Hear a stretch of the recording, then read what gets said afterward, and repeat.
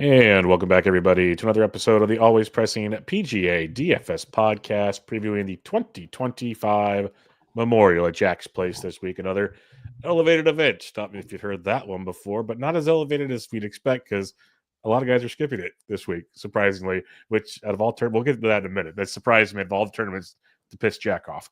But we'll recap a little bit of the Charles Schwab as well and much, much more. Before we get to that, you can find me on Twitter at BDintric, the podcast at Always Press DFS, and my co-host, as always, on Twitter at DFS Golf Gods. Jesse, how are we doing, my friend? I'm well. How are you? Doing well. It's a Tuesday, little holiday break.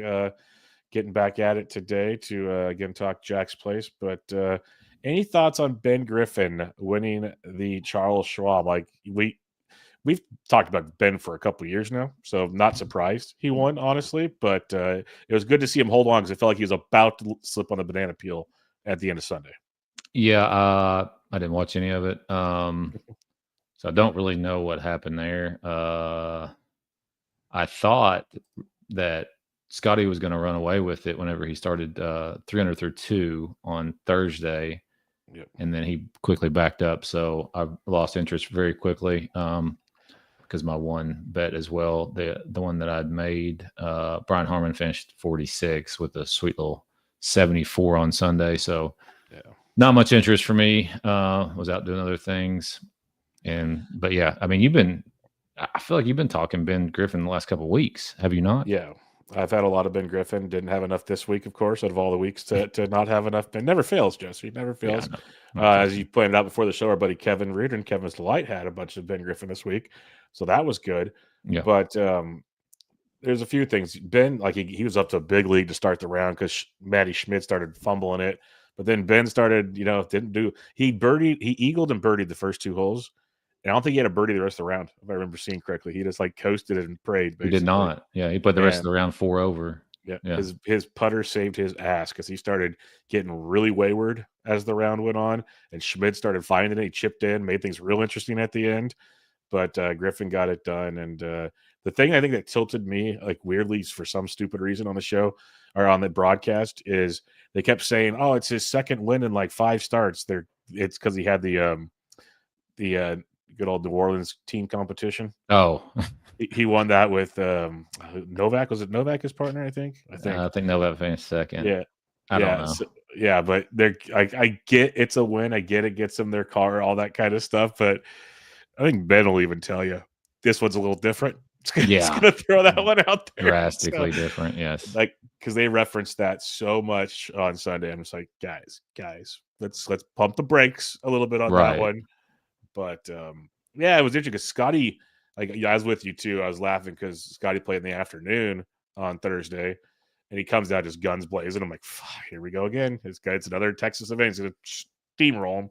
Went back to earth. But then on Friday, he shot like 7 under, and he like just bolted back up to the top. Saturday, yeah, that was Saturday. Sorry, and once they're going, okay, here we go. Yeah, he let them play around. He's gonna. It's almost like they told him to let him have a little fun. I'm gonna take care of business and right. And he still finished top. I know he's top 10 for sure. He was hanging around top 5 for a bit. Yeah. 4th. Yep. So even when he's bad, he's good. Right. Let's suck. Other than that, I don't have a whole lot else to say. The weather was nasty. The winds were messing with dudes. Because I'd have guys shooting really well to get to the back 9 and just implode left and right.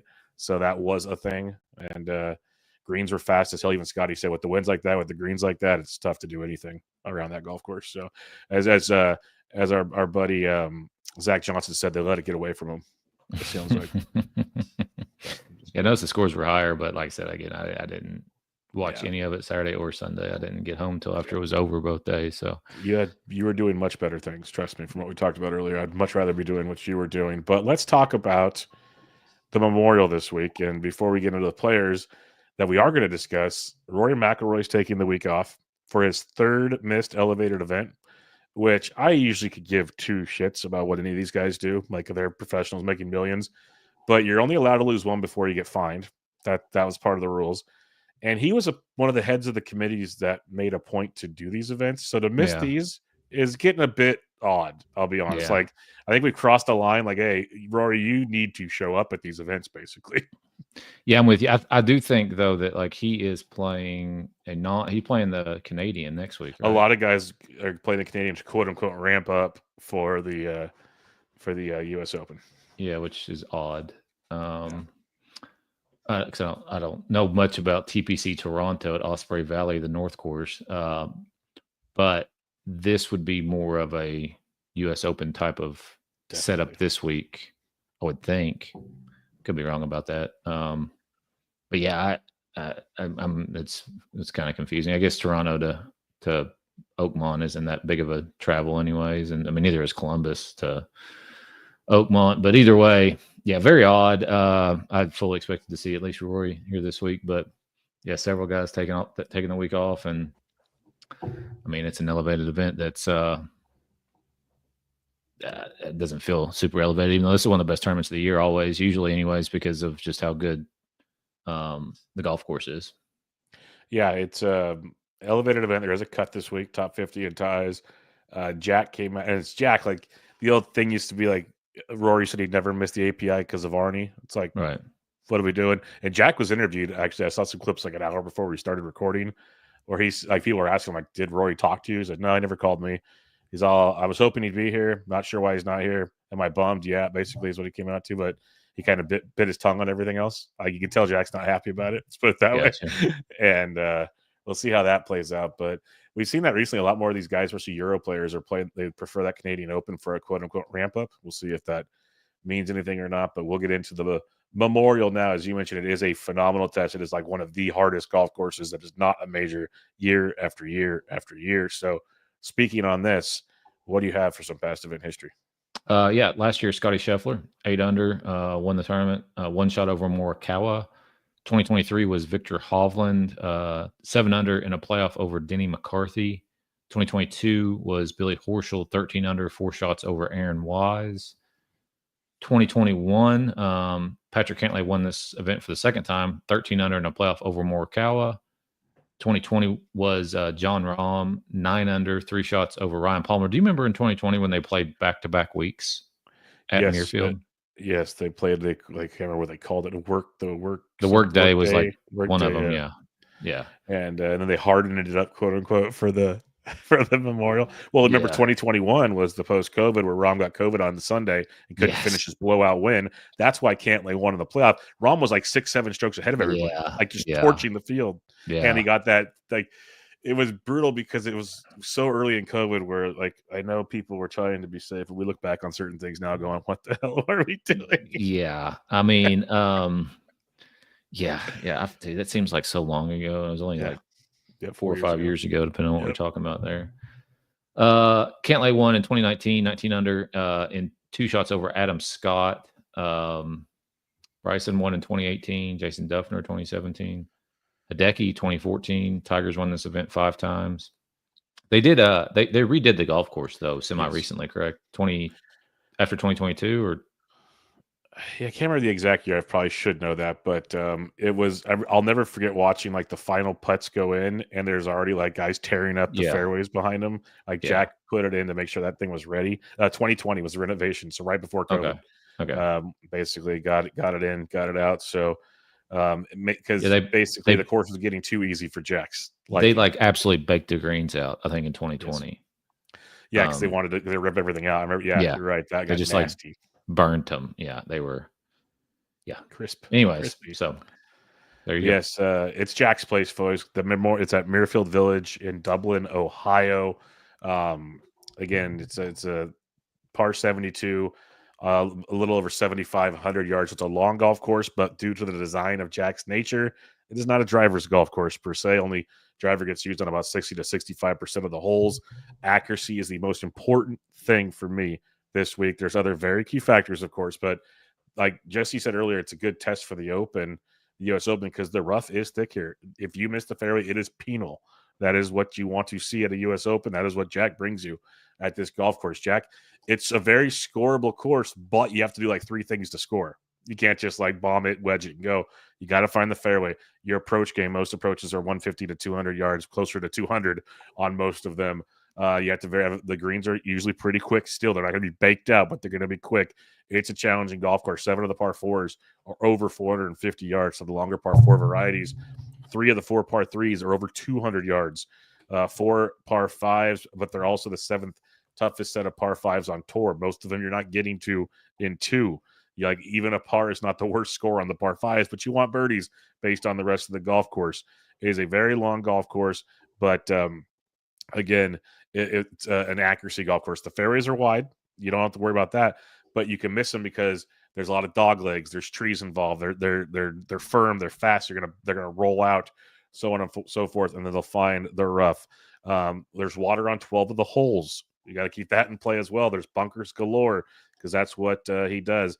Bent grass greens, that'll be super fast, but it is a very, very challenging golf course. That's why if you listen to especially the last 4 or 5 winners, it's literally the peak of the peak. Like these are the dudes they can grind their ass off, they can save their pars, but at the same time, when they're like Morikawa, when he was in his prime, that approach game played perfectly at this golf course. JT's played well here.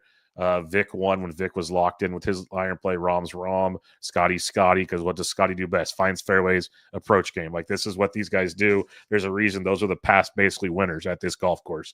Before renovation, you had Duffner and company. No slight on them, but let's split a reality. Let's put the two next to each other and compare. So this would be a very, very big test of golf this week.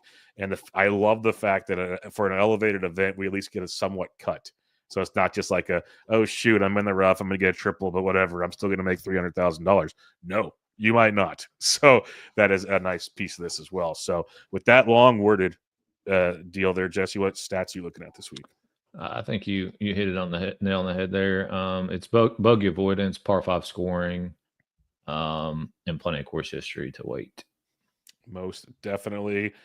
All right, let's get after it. Similar to last week, Jesse, we have Scotty Scheffler by himself at 13-3. I think we can both agree great play if you can pull it off, which you can, but pretty darn good play. I don't know how much I'll have, though, because I'm just going to keep being that guy that I have like I'll have one in my 3 lineups, basically. I'm not going to go heavy. Where are you at? Yeah, I will probably play Scotty Scheffler.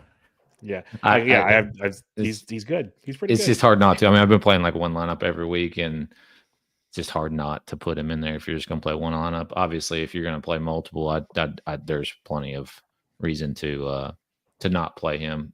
Number one is the price. 13-3 is a lot, but he was on the he didn't win last week, and he was still on the optimal lineup last week. So I'll take that for what it's worth.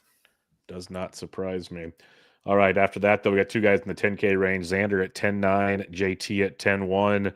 If you're not paying for Scotty, are you paying up for these two? Yeah, I think paying up for Xander more so. I mean, he's not had probably the finishes I'm sure that he would like, especially more recently. But if you're going to pay for one of the two, I would choose Xander over Justin. I probably won't play. I wouldn't probably play either one of them. I think the next range, there's all kinds of plays in the next range. So just skipping this altogether. Because I mean, you really got to have a winner out of one of those two if you play those guys. Yep, agree. Like I like Xander more than JT with you as well. I think JT, actually, I can tell you right now, JT will be much lower than those two, projected around 10.5% right now at Fantasy National. So if you do want to go up here, we just know how like JT, I wouldn't be shocked if he comes out here and potentially wins this event. At the same time, JT can jump off the planet if things aren't going right, where Xander feels like he's so close to busting out. So I like Xander over JT, but zero problems with JT at all. And real quick on Scotty, even with the price, Jesse, he's the most favorited and most rostered player on Fantasy National at this point in time, which is saying a lot to Mr. Scotty Scheffler, actually. Yeah. All right. Now, the reason why you can potentially skip all 3 above, you have a nice 9K range. It is an elevated field, of course. Colin Morikawa at 99, Patrick Cantlay at 95, Fleetwood at 94, Ludwig at 93, Connors at 91, and Hideki at 9,000. Where are you going in this range? I had them all checked off, so I had to back off a little bit just from the perspective. There's only 72 golfers, can't pick them all. I do like Morikawa, course history, namely. Recently, not as good as what you would like to see, but can't really have it all unless you're Scotty Scheffler. And then Corey Connors would be my other pick as well. He's played pretty well around here. He did miss the cut in 23, but since 2019 hasn't missed a cut at Muirfield Village. Besides that 23 one, he finished 20th here last year, coming off a 19th place finish at that PGA Championship, 11th at the Truist. Like when you think, hard golf courses, keeping it in the fairway, making a bunch of pars, Corey Connors, one of the guys who, in my mind at least, that is up there. Yeah, I had Connors checked off as well. He's second in my model over the last 24 rounds. He's second in good drives, to your point about that. His approach game, we know, has been outstanding. His recent form has been great. So no problems with Corey Connors as well.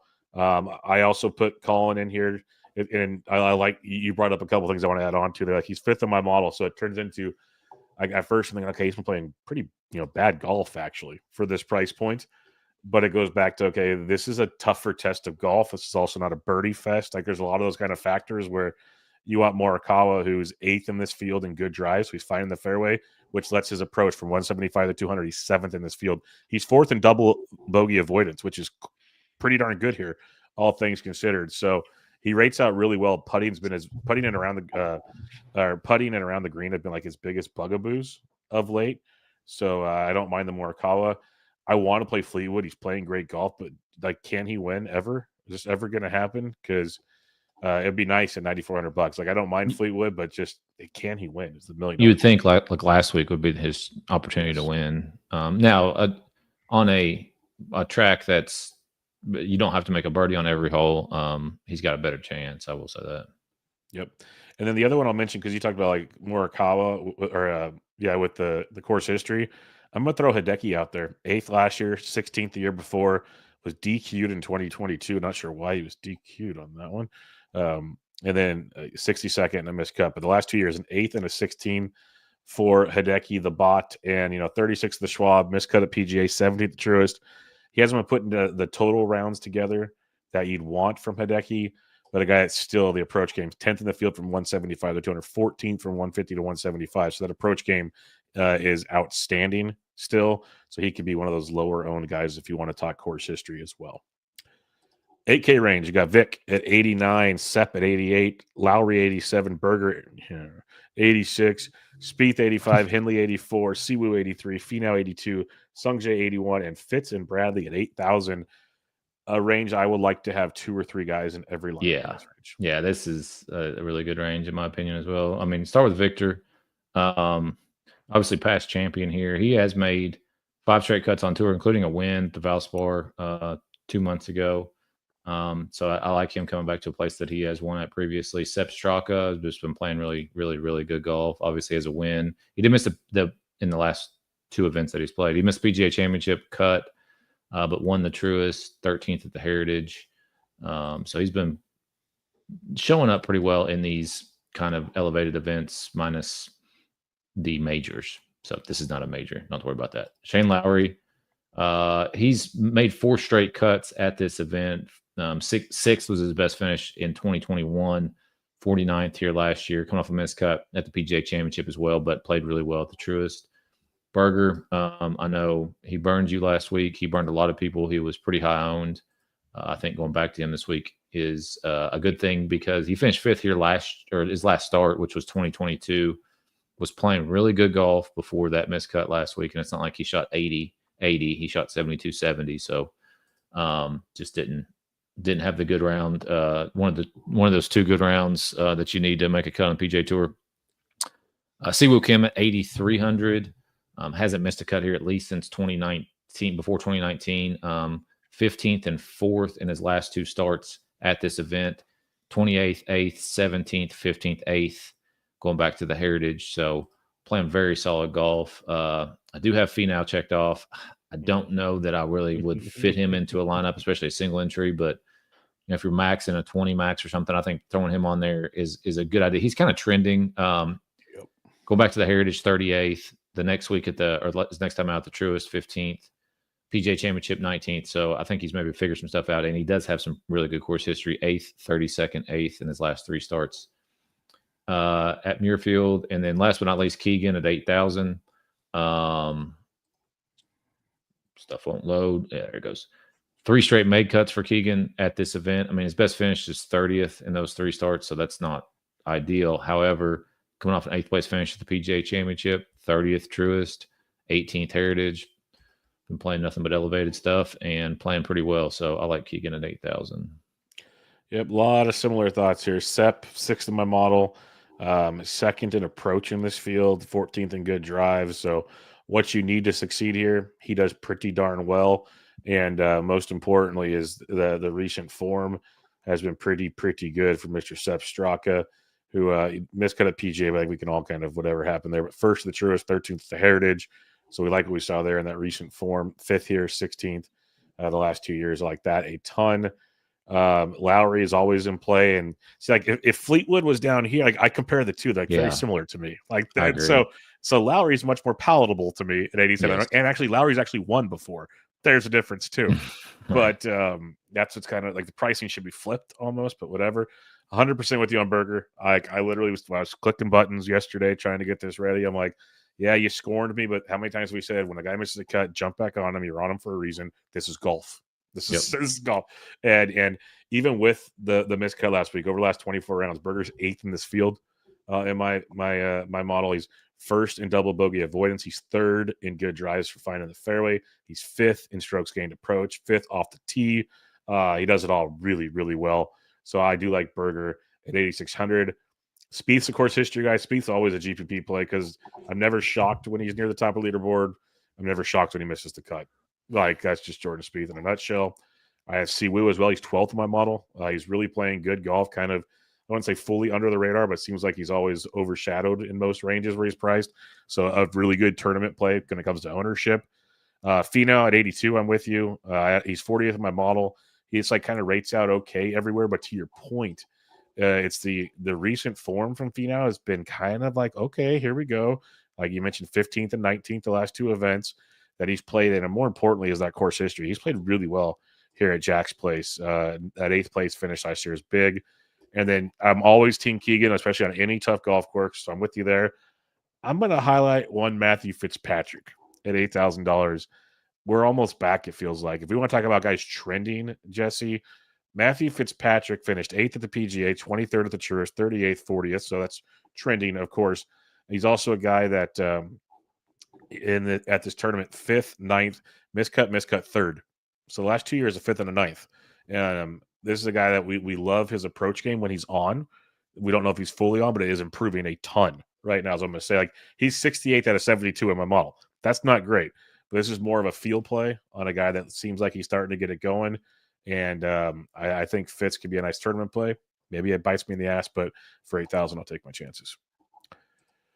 All right, 75 to 79, you got McCarthy, Burns, Griffin, English, McNeely, McIntyre, Rye, Poston, Homa, and Spawn. What do you like here?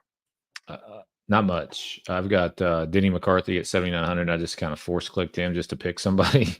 I didn't have anybody checked off in this range, but his course history is very good. 39th, 2nd, 5th in his last 3 starts at Muirfield, and then his coming into this event. I mean, he hasn't missed a cut since the Open Championship almost about 10 months ago, and coming off an 8th place finish at the PGA Championship. So I definitely think Denny's worth clicking here. Otherwise, I don't have anybody, so I will pass it to you.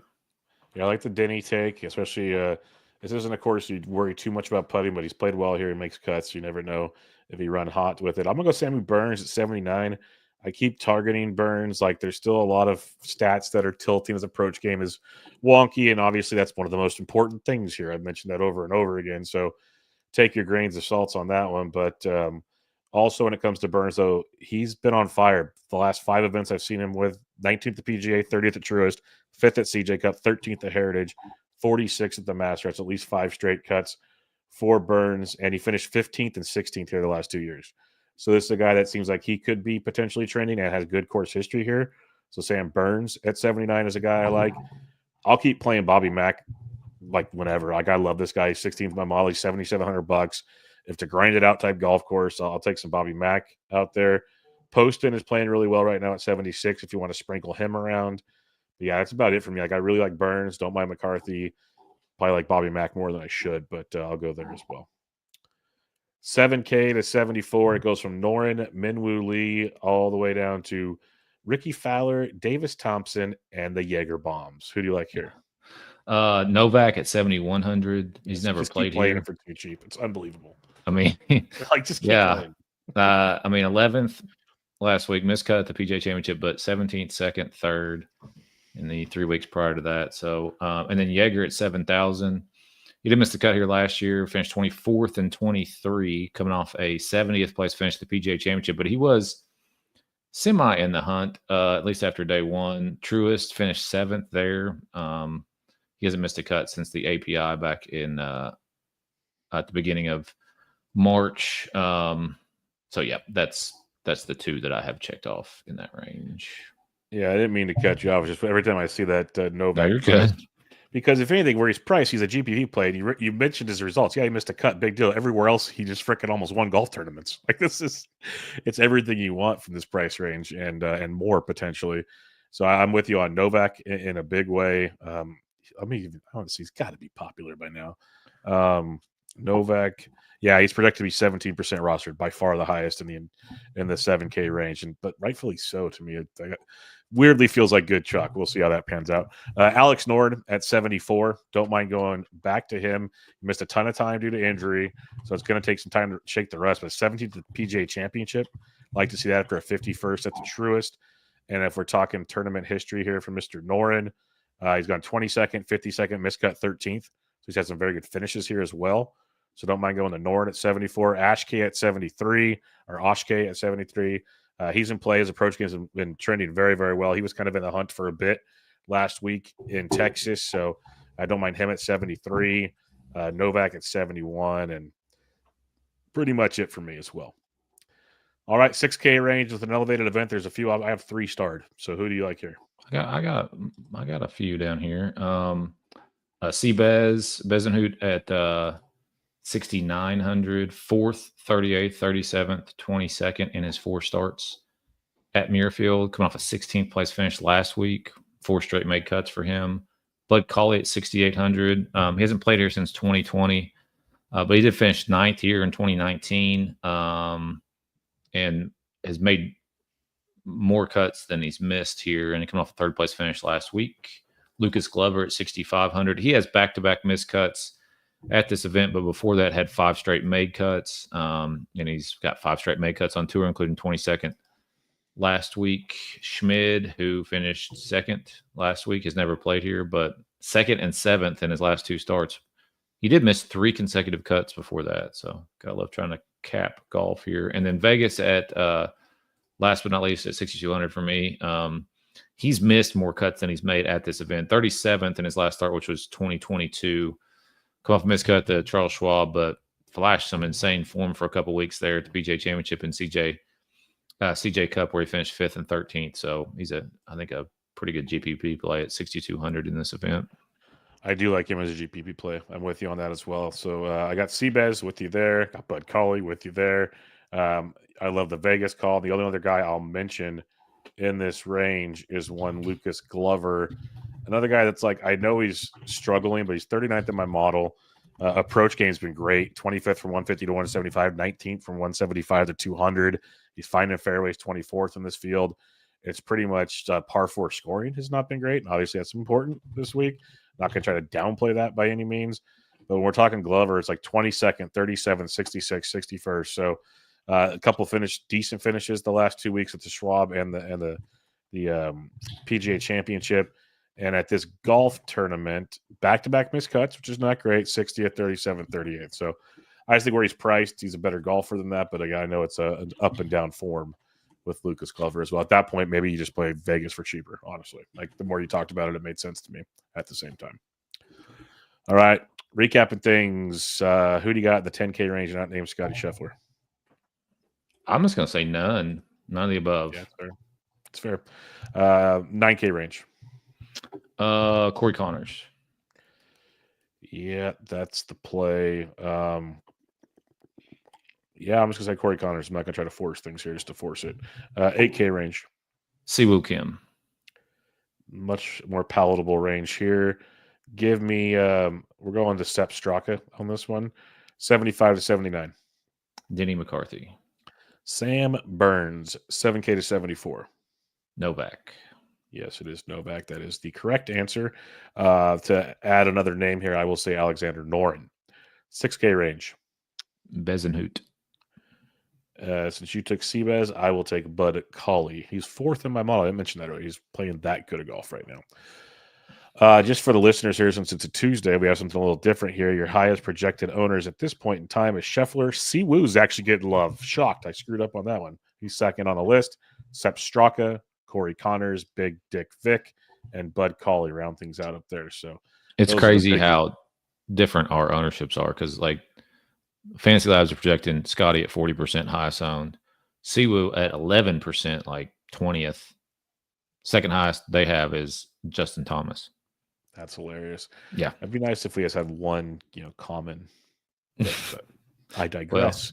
Well, we had remember we had fan share for a while, and then that was really cool. That just kind of went up in flames. They had really good projections. Yeah, they were locked in. That was a great system there. All right. With that being said, if you're starting out a tournament lineup this week, where are you starting? I got Scotty, Siwoo, and Seabez. I'm going to go with Straka, Burns, and Novak. That's where I'll be starting out. All right, who you got winning this thing besides Scotty Scheffler, I guess, at the wonderful, wonderful odds at this point in time of plus 280. I looked at top fives. Yeah. Top five still a minus is fucking insane. I'm sorry. Insane, man. I mean, 280, and then you go straight to 16-1 and call him work out. Golf is tough. Like, come on. I'm going to bet Siwoo at 40 and then Keegan at 50. I like that. Let me see something. What's his? And the top 20 prices sucked this week. I'm going to throw that out there right now. Yeah. You could take some lower plus 100, like Straka's 115, Keegan's even 130. Like if you want stuff like that, okay, fine. I'm gonna go a little deeper. It's not great, but Novak at plus 150. I'll keep riding that train. Seabez is plus 225. Like those both seem decent, but it's not the best of top 20 weeks. Put it that way. Right. All right. Final thoughts, my friend, as we wrap up another week of PGA Tour action. I don't. It's a fun event. Good luck. And then we got the U.S. Open Canada before too long. Week. Yep. Blame Canada next week. Then the U.S. It's ironic. Canadian U.S. Open are back-to-back weeks. Yeah. I always find that very entertaining. Especially this time, like at this point in the global landscape of things. Yes. it hits a little different. Let's put it that way. But they're both up in the northeast area, Toronto and then Oakmont. So we'll have that. Have you seen the pictures of the rough at Oakmont? Oh, yeah. I can't wait, man. Bit extreme. But, apparently they've got their own like grass blend. Yes, yeah. I heard you've probably seen the same stuff that they've for the last like 2, 3, 4 years they've been trialing different things. Yeah, and like they're growing what they like for. It's freaking. Yeah, I can't wait, man. It's going to be at least I hope. I mean, you never know with the USGA; they may cave at the last second, but I think it might be a bloodbath. Yeah, we'll see those pictures of 12 lawnmowers out there before you know it, and it all changes. But all right, we'll wrap it up there. We'll be back next week to preview the Canadian Open, which is usually a fun golf tournament, and but changes course to course, so you never really know what you're going to get there. But until next time, you can check out Jesse on Twitter at DFS Golf Gods, the podcast at Always Press DFS. I'm at BD Entrick. This was your 2025 Memorial Preview on the Always Pressing PGA DFS podcast.